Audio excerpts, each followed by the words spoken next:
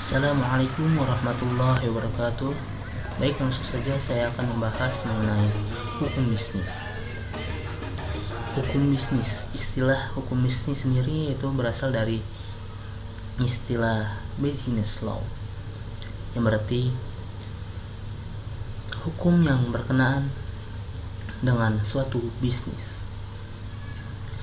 Menurut Munir Fuadi, hukum bisnis adalah seperangkat kaidah hukum yang mencakup aturan dan penegakan hukum yang mengatur tata cara pelaksanaan kegiatan dagang, industri, atau keuangan yang terkait dengan produksi atau pertukaran barang atau jasa. Tujuannya adalah untuk menempatkan uang dari para entrepreneur dalam risiko tertentu dengan motif untuk mendapatkan keuntungan. Materi selanjutnya yaitu mengenai ruang lingkup hukum bisnis. Ruang lingkup hukum bisnis sendiri ada 12 poin. Yang pertama itu kontrak bisnis.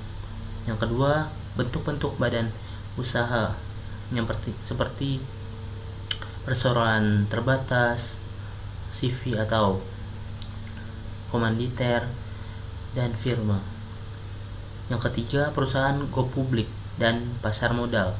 Yang keempat, jual beli perusahaan. Yang kelima, penanaman modal atau investasi. Yang keenam, kepilitan dan likuiditas. Yang ketujuh, merger, konsolidasi dan akuisisi. Yang kedelapan, perkreditan dan pembiayaan.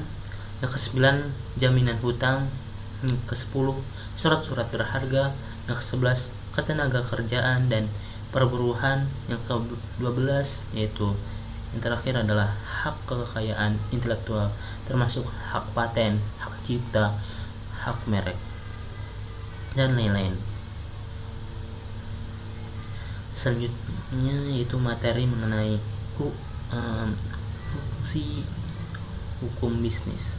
Fungsi hukum bisnis itu ada 3 poin yang mengenai fungsi hukum bisnis tersendiri, yaitu yang pertama adalah sebagai sumber informasi yang berguna bagi praktisi bisnis.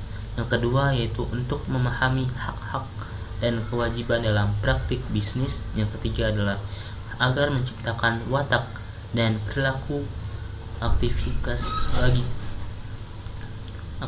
bisnis yang berkeadilan, wajar, sehat, dan dinamis yang dijamin oleh kepastian hukum. Materi selanjutnya yaitu sumber hukum bisnis. Ada 2 aspek atau 2 poin mengenai sumber hukum bisnis. Yang pertama ada asas kontrak atau asas perjanjian itu tersendiri yang menjadi sumber hukum utama setiap pihak terikat untuk tunduk pada kontrak yang telah disepakati, dan kontrak yang dibuat akan diberlakukan sesuai dengan ketentuan hukum. Yang terakhir yaitu asas kebebasan berkontrak, di mana para pihak memiliki kebebasan untuk membuat dan menentukan isi kontrak sesuai dengan kesepakatan mereka. Menurut Munir Fuadi, sumber hukum bisnis ada 6 poin. Yang pertama, perundang-undangan.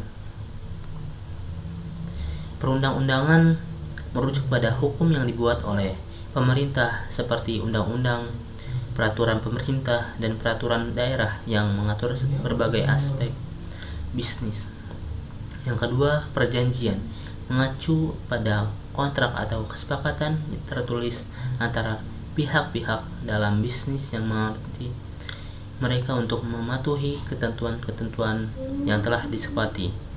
Yang ketiga, traktat, merujuk pada perjanjian internasional yang dapat mempengaruhi bisnis lintas negara, seperti perjanjian perdagangan antara negara. Yang keempat, jurisprudensi, yaitu menyeratkan putusan-putusan pengadilan yang telah menjadi presiden atau acuan dalam kasus-kasus hukum bisnis sebelumnya. Yang kelima, kebiasaan, yaitu mengacu pada praktik-praktik dan norma-norma yang berlaku dalam dunia bisnis secara umum, meskipun tidak diatur secara eksplisit